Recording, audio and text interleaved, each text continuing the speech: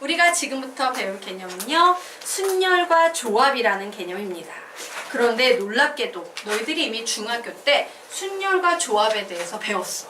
용어만 안 배웠지 이미 다 배운 상태입니다. 자, 그 녀석이 중학교 때와 지금 고등수학의 차이에 대해서 조금 설명을 드리자면 뭐 이런 거예요. 예를 들어서 내가 1, 2, 3, 4, 5라는 5장의 카드, 1, 2, 3, 4, 5라는 숫자가 적힌 5장의 카드가 있는데 여기에서요 3개를 뽑아서 3자리 정수를 만들 거야. 예. 예. 예. 라고 이와 같이 만들었을 때 우리 중학교 때 어떻게 풀었어요? 와, 여기 첫 번째 들어갈 자리에 들어갈 숫자는 몇 가지가 가능하다? 5가지. 두 번째 자리에 들어갈 건 한 장 써먹었으니까 4장이 가능할 거고 여기에 들어갈 수 있는 녀석은 이미 2장 써먹었으니까 3장이 들어갈 거야 라고 이런 식으로 경우의 수 구하는 문제 푼 적이 있어요? 없어요? 있죠. 사실은 이게 순열이에요. 자, 그럼 중학교와 고등학교 때 선생님 중학교 때도 얘 배웠는데 우리 고등학교 때 또 배워요? 예. 그럼 고등학교 때 배우는 것과 중학교 때 배우는 녀석의 가장 큰 차이점은 뭐냐면 얘를 이제 이렇게 풀지 않고요. 공식화 시켜서 풀 수 있는 능력이 생겨야 돼. 그럼 공식화 시켜서 풀면 나중에 배우겠지만요. 서로 다른 5장의 카드에서 3장을 뽑아서 순서 있게 일렬로 배열하는 방법의 수 5P3이라고 요 공식이 나와야만 해요. 상황을 보면서 요 훈련을 좀 할 거야. 즉 하고 싶은 얘기는 뭐냐? 중학교 때 너희들이 이 순열이라는 개념에 대해서 푸는 방법을 열심히 배웠어. 풀었어. 그런데 되도록이면 이제는 얘를 쓰지 않기 위해 노력을 해주셔야 돼요. 얘가 필요한 경우도 있지만 새롭게 배우는 이론에 집중을 하면서 얘에 익숙해지기 위해서 노력하는 거. 이게 요번 단원의 학습 목표다라고 보셔도 돼요. 되겠습니까? 자, 그러면 우리요 지금부터 용어부터 좀 정리하고 가도록 하겠습니다. 자, 순열이건 조합이건 전부 다 경우의 수라는 것을 구하는 걸 목표로 해. 그럼 우리 경우의 수가 뭔지 알아야 되지. 자, 경우의 수가 뭐야 이러면 경우의 가지수요. 말장난이지. 맞아요? 그래서 실제로 경우의 수가 가지고 있는 그 핵심 이론에 대한 얘기를 좀 해볼 거예요. 자, 보도록 하자. 우리가 경우의 수를 구하기 위해선 항상요 제일 먼저 발생해야 되는 일이 있어. 일명 시행, 실험, 관찰이라고 불리는 것들이에요. 선생님은 보통 시행이라 불리는데 얘를 실험이나 관찰로 부르시는 분들도 있습니다. 자, 그러면 시행이라는 건 뭐냐면 경우의 수를 구하려면 주사위를 던진다든가 동전을 던진다든가 활을 쏜다거나 이런 행위가 일어나야 돼. 맞습니까? 우리는 이런 행위를 뭐라고 부른다? 시행이라고 부릅니다. 자, 이 시행을 하게 되면 어떤 결과가 발생하지. 주사위를 던져서 나올 수 있는 눈들에는 어떤 눈들이 가능해? 1, 또 2라는 눈도 나올 수 있죠? 또 3, 또 4, 5, 집합 6이라는 요 6개가 가능할 거야. 자, 주사위를 던졌는데 집합 137 이런 거 나올 수 있어? 없어? 없어요. 그래서 우리는 이와 같이 주사위를 던지는 시행을 했을 때 나올 수 있는 모든 경우를 사건이라고 부르는데 사건 중에서도 가장 기본이 되는 사건이다 라고 해서요. 얘를 근원사건이라고 부릅니다. 근원사건이라고 불러요. 그러면 이제 동전 2개를 던졌을 때 근원사건엔 어떤 것이 가능하겠습니까? 앞, 아. 이렇게 집합기호 닫고 다시 앞, D 닫고 다시 D, 아 닫고 다시 D, D 요 4개 외에 또 다른 근원사건 나올 수 있다 없다? 없다야. 어떤 게 근원사건인지 알겠죠? 사건 하나하나를 쪼개서 놓은 거야. 자, 그리고요 이제 전체 집합에 해당되는 녀석인데 이 경우의 수에서는요 얘를 표본 공간 S라고 부릅니다. 자, 그러면 표본 공간 S는 뭐냐면요 근원 사건에 나와 있는 녀석들을 모두 다 합쳐버리는 겁니다. 집합 1, 2, 3, 4, 5, 6 즉 전체 집합이에요. 앞, 아, D D, 아, D, D 이런 걸 우리는 표본 공간 S 전체 집합이라고 부른다. 자, 됐죠? 그리고 이제 시행이라는 것이 발생하면요, 우리가 원하는 사건이라는 것들이 생겨요. 뭐가 생긴다? 사건. 예를 들어서 짝수인 사건 A를 구해볼래? 라고 하면 우리는 얘를 주사위 던졌는데 짝수인 사건은 집합 2, 4, 6이야. 홀수인 사건은 집합 1, 3, 5야. 소수인 사건은 집합 2, 3, 5야 라고 이렇게 만들 수 있어요. 자, 앞면이 두 개가 나오는 사건 A라고 하면 얘는 뭐가 되겠습니까? 집합 앞이 되는 겁니다. 같은 면이 나오는 사건 B를 구하세요 라고 하면 집합 앞, 콤마, 집합 앞, 콤마, DD. 자, 서로 다른 면이 나오는 사건 C 구하라면 앞 D, 콤마, D, 이렇게 만들어 놓으면 돼. 자, 결론 낼까요? 결론, 눈치채셨어요? 자, 짝수인 사건 A 이럴 때 우리 숫자로 2, 4, 6이라고 써도 되지? 그런데 선생님이 전부 다 뭐를 붙이면서 진행하고 있어? 집합 기호를 붙이면서 진행하고 있습니다. 자, 그래서 여러분이 기억해야 될 건 뭐냐면요, 사실 우리가 지금 배우는 요 녀석에서 이 사건이라는 개념은 표본 공간 S의 부분 집합에 불과해요. 조금 더 엑기스만 강력하게 말하면 사건은 집합이라는 걸 좀 기억하셔야 됩니다. 자, 사건의 본질은 뭐다? 집합이에요. 어떤 사건이 일어나는 모든 경우를 다 모아가지고 집합, 모임으로 만들어 놓은 게 바로 사건이야. 되겠습니까? 자, 그러면 이제 우리는 경우의 수를 논할 수 있습니다. 자, 시행이라는 행위가 발생하면요, 사건을 논할 수 있고 우리는 그 사건에 따라서 경우의 수를 논할 수 있는데, 우리가 보통 중학교 때 경우의 수를 어떤 식으로 정의내서 배웠냐면, 어떤 사건이 일어날 수 있는 모든 경우의 가지수, 이게 뭐 경우의 수야 라고 중학교 책에는 이런 식으로 정의가 돼 있어요. 경우의 수가 뭔데? 모든 경우의 가지수를 경우의 수라고 해 라는 거야. 되겠습니까? 그런데 얘를요, 조금 더 수학에 이론적으로 접근하자면 얘는 이런 특징이 있어요. 살짝 올리도록 할까요? 예. 보자. 어떤 사건 A가 일어나는 모든 경우의 집합을 A라고 하면 우리는 집합 A에 대해서 이런 식으로, 사건 A에 대해서 이런 식으로 표현할 수 있다, 없다? 있다. 위에서 그걸 배운 거죠? 집합으로 표현할 수 있어요. 이때 이 집합 A의 원소의 개수 뭐가 되겠습니까? NA 이렇게 표현할 수 있지 않나? 근데 원소가 세보니까 몇 개야? 읽어봐. 몇 개지? M개예요. 오, 원소의 개수가 M개네. 우리는 이 M을 집합 A가 일어나는 경우의 수라고 부르게 되는 거예요. 자, 결론 내도록 하겠습니다. 경우의 수는 뭡니까? 라고 그 본질을 얘기했는데, 모든 사건이 일어나는 경우의 가지수 이렇게 읽으면 웃기지? 경우의 수라는 것은요, 사건은 곧 뭐라 그랬어? 집합이랬지. 사건이라는 집합의 뭐다? 원소의 개수를 말하는 것이다예요. 자, 그래서 결론은 이렇게 되는 겁니다. 출제자가요, 어떠어떠한 사건의 경우의 수를 구해보겠니? 라고 질문을 하면 우리는 이 사건의 본질을 뭐로 본다? 집합으로 보셔야 돼. 어떤 집합이 있네? 그 집합에 뭘 구하는 것이다? 원소의 개수를 구하는 거야 라고 이런 식으로 접근하는 눈이 필요하다 라는 얘기를 하고 있는 거예요. 다시, 사건은 뭐라고? 집합. 경우의 수는 뭐라고? 원소의 개수다. 이게 핵심 되겠습니다. 자, 그러면 이런 관점을 가지고 우리요, 보통 일반적으로 흔히 나와 있는 흔한 문제들을 한번 보도록 하겠습니다.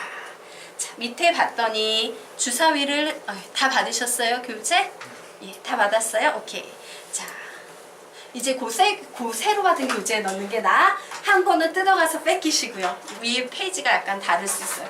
변한 건 별로 없는 것 같은데. 자, 그러면 우리 보도록 하겠습니다.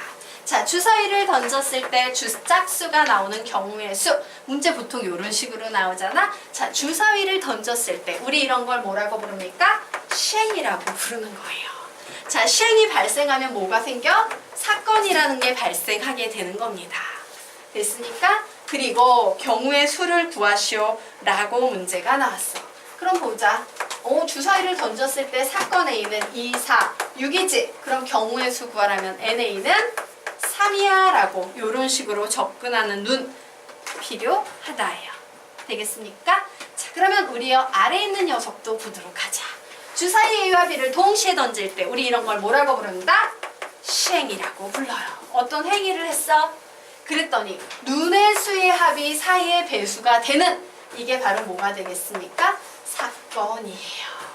그리고 경우의 수는요, 그 사건에 대한 원소의 개수를 적는 건데 하나 좀 얘기하고 가도록 하겠습니다. 자, 주사위 2개가 나와요. 주사위 2개가 나오면 주사위에 나와 있는 눈은 이런 특징이 있다. 1, 2, 3, 4 맞지? 예. 선생님이 무슨 얘기를 하려는 걸까? 연속에 대한 얘기를 하려는 걸까? 이산에 대한 얘기를 하려는 걸까? 나 연속, 이산 이런 얘기 선생님한테 들어본 적이 있다? 예. 처음 들으시나요? 예. 설명드리도록 할게요.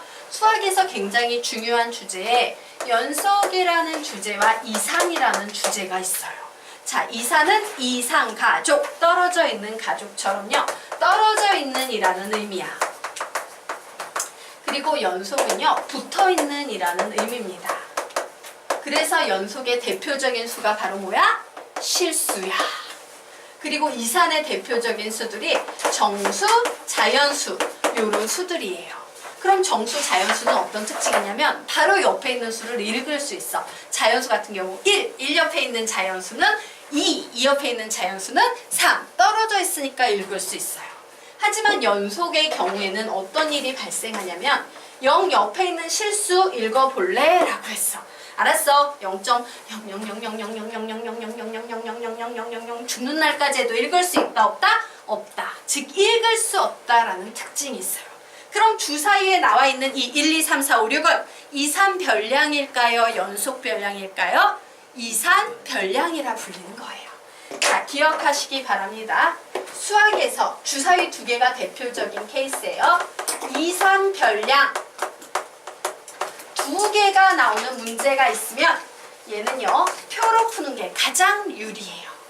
이산별량 2개가 나오는 문제는 표로 푼다야. 실수의 확률을 줄일 수 있어요. 이산별량 2개는 표로 푼다야. 즉, 이와 같이 주사위 문제를 만났을 때 여러분들은 이렇게 접근하시면 좋습니다. 1, 2, 3, 4, 5, 6 표 만들어요. 1, 2, 3, 4, 5, 6 표를 만듭니다. 자, 눈의 수의 합이 사이의 배수가 된대. 그러면 4, 8, 12 이렇게 세 종류가 가능하겠지? 왜 6 더하기 6은 12까지 가능하니까. 4가 되는 경우 표현해요. 하나, 둘, 셋. 끝났네. 이제 8이 되는 경우 표현해봐야겠다. 하나, 둘, 셋, 넷, 다섯. 이제 12가 되는 경우 표현해봐야겠다. 예, 요렇게. 되겠습니까? 예. 여기다 대고서는 이런 짓 하지 말란 얘기예요. 그래, 눈의 수의 합이 사이의 배수가 되는 사건을 A라고 했을 때 여기에는 1,3이 있고 2,2가 있고 이런 미친 짓 하지 말란 얘기야. 알겠나? 이렇게 일일이 쓰면서 찾지 마시고요. 표 만들어서 딱딱딱 보기 좋게 정리해서 그냥 세시면 되는 거예요. 자, 몇 개 되겠습니까? 9개 되겠네요. 경우의 수는 9야 라고 이렇게 접근하는 게 주사위 문제에서는 가장 깔끔하다. 되겠습니까? 이로써 선생님이 사건과 경우의 수에 대한 이 개념을 정리했습니다. 자, 그러면 이제 뒤로 넘어가 보도록 하자. 예.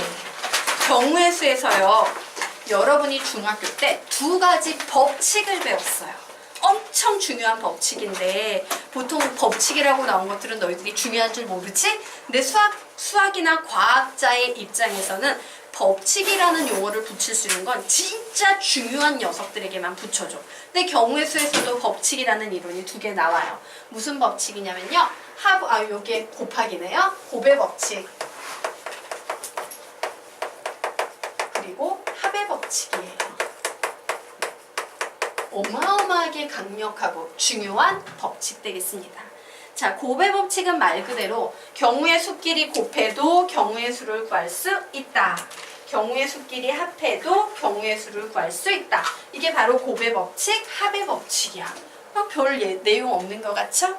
그런데 얘네들이 없으면 어떤 상황이 발생하냐면요. 예를 들어서 어떤 경우의 수가 있는데 얘는 3가지고 얘는 2가지고 얘는 7가지야. 이렇게 내가 곱의 법칙을 써가지고 어떤 경우의 수를 구했어. 몇 가지 되겠습니까?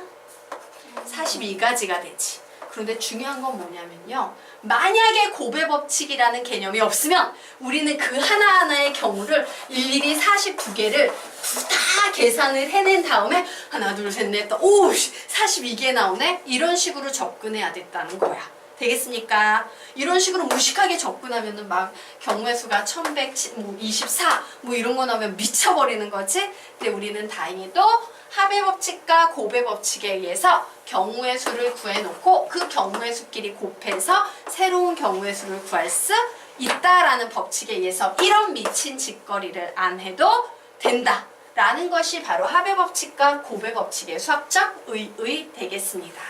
자, 그러면 우리가 합의 법칙과 곱의 법칙을 어떤 식으로 배웠는지 볼 거야. 우선 첫 번째, 곱의 법칙에 대해서 개념 정리하고 들어가 보도록 하자. 자, 곱의 법칙요, 중학교 수학책이에요. 이런 식으로 정의가 돼서 나오고 실제로 고등수학에서도 이런 식으로 정의가 돼서 나와. 읽어나 보고 갈까? 시작! 두 사건 A, B 같이 읽어보자. 시작! 두 사건 A, B에 대하여 사건 A가 일어나는 경우의 수가 M이고 그 각각에 대하여 사건 B가 일어나는 경우의 수가 N일 때 두 사건 A, B가 동시에 일어나는 경우의 수는 M 곱하기 N 이라고 나왔는데요. 이 개념은 어려운 문제를 풀 때는 하나도 도움이 안 되는 허접한 쓰레기예요. 그냥 곱하면 된다. 이 정도만 알아두시면 돼요. 자, 곱의 법칙에서 우리가 조금 관심을 가지고 봐둬야 되는 개념은 이런 거예요. 순서상, 생략, 불가능.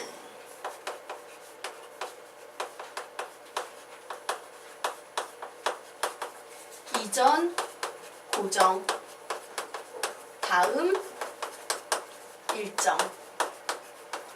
자, 특히 생략 불가능, 이전 고정, 다음 일정 이런 용어들에 대해서 좀 민감하게 보셔야 돼요. 자, 아직까지는 이게 뭔 말인지 하나도 몰라. 조금 이따 설명드리겠습니다. 자, 이제 두 번째 합의 법칙에 대해서 좀 얘기해 보도록 하자. 역시 시중 교재에 나와 있는 개념 한번 읽어나 보고 가자. 시작! 동시에 일어나지 않는 두 사건 A, B에 대하여 사건 A, B가 일어나는 경우의 수를 각각 MN이라 할 때 사건 A 또는 사건 B가 일어나는 경우의 수는 M 플러스 N이다. 이게 시중 교재에 나와 있는 내용들입니다. 그런데 우리가 여기에서 기억해야 될 용어는 분류. 자, 곱의 법칙이 생략 불가능하면 합의 법칙은 생략 가능 그리고 배반.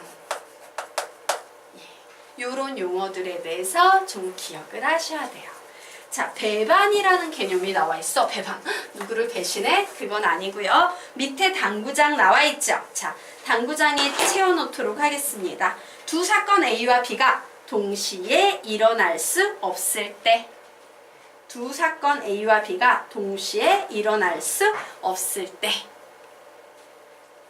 두 사건 A와 B가 동시에 일어날 수 없을 때 우리는 이 사건을 배반 사건이라고 불러요. 그리고 그 밑에 한 줄만 더 적어놓도록 할게요. 바로 그 밑에 경우의 수 혹은 확률 문제의 대부분의 사건은 배반 사건이다. 경우의 수 혹은 확률 문제의 대부분의 사건은 배반 사건이다. 경우의 수 혹은 확률 문제 대부분의 사건은 배반 사건이다. 라고 적어 놓으시기 바랍니다. 그럴 수밖에 없어요. 주사위를 던졌어. 배반 사건이라는 것은 1이 나오면 1이 나오고 2가 나오면 2가 나온다는 얘기야. 근데 주사위가 미쳤어. 1, 2, 1, 2, 1, 2 계속 이렇게 뒤집어서 막 지가 움직이고 있어. 곤란하겠지. 예, 이 경우는 배반 사건이 아닌데 우리가 보통 아는 대부분의 문제 활 쏘면 10점에 맞거나 9점에 맞거나 8점에 맞지 10점과 9점으로 이렇게 두 개가 화살이 갈라져서 맞았어요. 이런 경우는 없단 말이지 문제에서. 즉 대부분의 문제는 배반 사건이다요. 자 그러면 지금부터 사실 요거는요 가장 심화된 어려운 문제에 사용이 되는 개념이어서 나중에 색칠하기 문제를 이용해서 설명을 드릴 거고요. 앞에 있는 요 개념들은요 실제 예를 가지고 살짝 설명을 하고 가도록 하겠습니다. 자 어디를 보시면 좋냐면요 교재 6페이지로 살짝 넘어가도록 하겠습니다. 자, 순열 6페이지로 살짝 넘어가 보도록 하자. 길 문제예요, 길 문제. 아시죠? 바로 요 길 문제가요. 가장 대표적인 곱의 법칙과 합의 법칙 적용 문제예요. 아주 훌륭한 샘플 문제 되겠습니다. 자, 그러면 봅시다.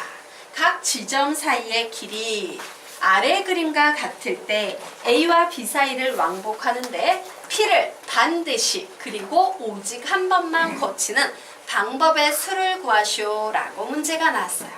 그러면 우리는 뭐에만 집중하냐면요 여러분 앞에 있는 문장에만 집중해야 돼요. 뒤에 있는 방법의 수라는 문장은 볼 필요 없이요. 지금 이 문제의 상황에 해당되는 경우가 어떤 경우일까 그림 속에서 다 찾아내야 돼. 모든 경우에서 확률 문제는 항상 그래요. 그럼 P를 오직 한 번만 거쳐야 돼? 그럼 어떤 경우가 있어? A에서 P로 가서 B로 가서 Q로 가서 A로 돌아오는 경우도 있지만 혹은 어떤 경우도 있어요? A에서 Q로 가서 B로 가서 P로 가서 A로 가는 경우도 있겠지. 맞습니까? 오 그렇구나. A, P, B, Q, A로 가는 경우도 있고 A, Q, B, P, A로 가는 경우도 있다예요. 자, 그러면 선생님 우선 질문해 보도록 하겠습니다. 내가 이 두 가지 경우를 이렇게 딱 적어놨는데 이 두 가지 경우 중에 하나를 딱 이렇게 생략해서 없애버렸어. 그래도 이 문제에서 말하는 이 상황은 위에 있는 생략 하나를 했다 그래도 다 충족이 되나? 위에 있는 것만으로도? 되지. P를 한 번만 거쳐서 가고 있잖아. 얘를 생략한다 그래도 그런 행위가 다 일어나고 있어요. 이게 바로 뭐예요? 생략 가능하다예요. 그래서 앞에 적어 놓습니다. 두 번째 줄에 생략 가능이라고 적어놔요.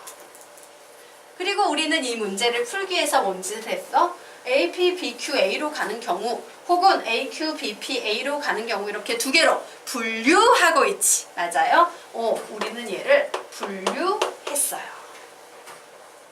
자, 그리고 세 번째가 뭐였는지 기억나세요? 합의 법칙에서 분류 생략가는 배반이었습니다. 배반은 뭐야? 한 사건이 일어나면 다른 사건이 절대로 일어날 수 없다지. 얘가 발생하는데 동시에 얘가 발생할 수 있어요? 없어요? 없어요. 얘가 일어나면 얘만 일어나고 얘가 일어나면 얘만 일어나. 두 개가 동시에 발생할 수 없어. 그러므로 우리는 이 상황을 1번과 2번의 케이스는 서로 배반이야 라고 얘기할 수 있어요? 없어요? 있어요. 그래서 우리는 무엇을 알 수 있냐면 이 경우의 수를 구하고 이 경우의 수를 구하면 우리는 두 경우의 수를 더해줘야만 하는구나야. 되겠습니까? 이게 바로 합의 법칙의 특징이에요. 이제 조금 이해가 되시죠? 자, 그러면 이제 곱의 법칙 설명드리도록 하겠습니다. 자, 이제 A에서 P까지 가는 경우의 수를 구할 거예요. 세 가지 경우가 있죠. P에서 B까지 가는 길은 몇 가지 경우가 있어? 두 가지. B에서 Q까지 가는 경우의 수는 몇 가지 경우가 있어요? 네 가지. 그리고 Q에서 A까지 가는 경우의 수는 몇 가지가 있어요? 두 가지. 요렇게 있습니다. 즉 나는 여기에 나오는 이 숫자들을 이렇게 순서상으로 표현할 수 있다 없다? 있어요. 이 상황을 순서상으로 표현할 수 있어. 그런데 내가 중간에요. 예를 들어 P에서 B로 가는 경우 2를 생략을 해버려. 그러면 지금 이 문제에서 말하는 행위가 일어날 수 있어 없어? 없지. 절대로 이렇게 중간에 막 생략하면 된다 안 된다? 안 돼요. 이게 바로 뭡니까? 생략 불가능이에요. 그러므로 우리는 여기에 나온 각각의 경우의 수를 곱해도 된다 안 된다? 된다야. 그래서 와 얘는 곱해야 되는구나. 그래서 얘는 곱해야 되는구나. 경우의 수를. 자, 곱했더니 몇 나옵니까? 48 나왔어요. 자, 여기도 2, 4, 2, 3. 그래서 얘를 곱했더니 역시 48이 나왔고, 자, 분류 생략가능 배반의 원칙에 의해서 얘를 더했더니 96이 나오더라. 이것이 바로 합과 곱의 조화로서 이루어지는 가장 대표적인 문제 유형 되겠습니다. 더하기. 그리고 여기에 이 문제에선 별로 드러나지 않지만 어떤 개념이 있다? 아주 상위 개념으로 이전, 고정, 다음, 일정이라는 개념이 있어요. 자, 얘는 무슨 뜻인지 볼게요. 이전의 값이 3개로 고정이 되면요. 다음에 오는 값은 하나로 일정, 하나로 정해진다라는 뜻이야.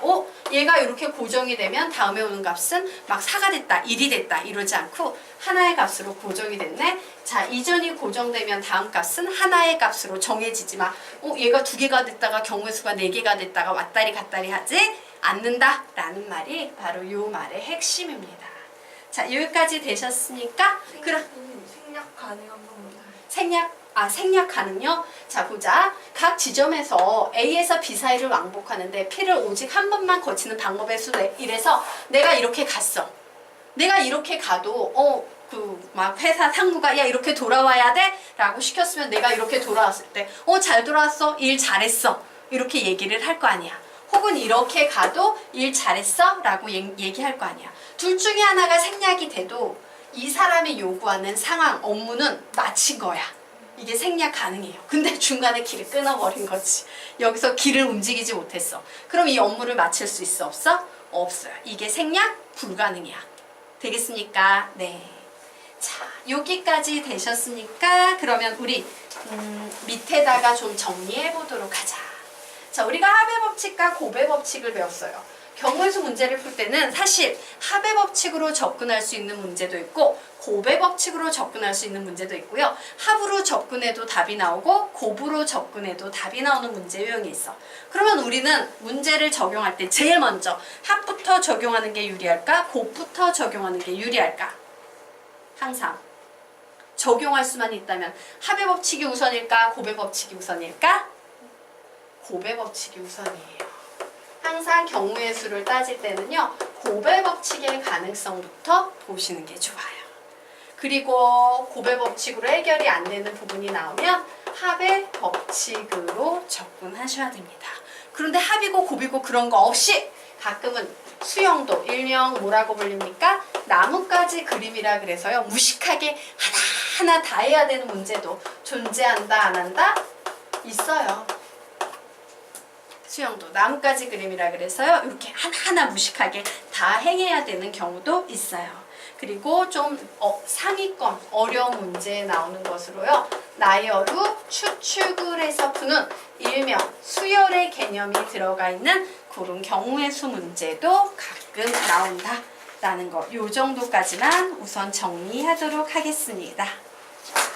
자, 그래서 이제 외워보도록 하자. 자, 합의 법칙과 곱의 법칙에 선생님이 용어 3가지 알려드렸지? 그거 기억할 수 있을까? 합의 법칙 시작! 분류, 생략 가능, 배반. 다시 합의 법칙 시작! 분류, 생략 가능, 배반. 합의 법칙 시작! 분류, 생략 가능, 배반. 곱의 법칙 시작! 순서상 생략 불가능, 이전, 고정, 다음, 일정. 한 번 더. 순서상 생략 불가능. 이전, 고정, 다음, 일정. 한 번 더. 생략 불가능. 이전, 고정, 다음, 일정. 좀 기억을 해두세요. 이게 속성이에요. 자, 그러면 우리 이제 다시 3페이지로 넘어와서요. 문제를 좀 풀어나가도록 하겠습니다. 자, 이거 힘들어? 내가 이걸 너무 안 올렸구나.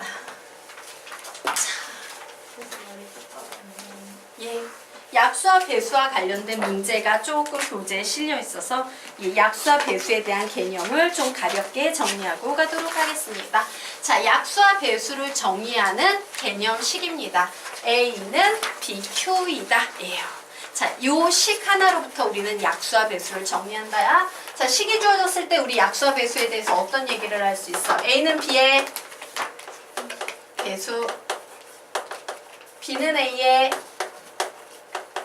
약수, 이렇게 얘기할 수 있습니다.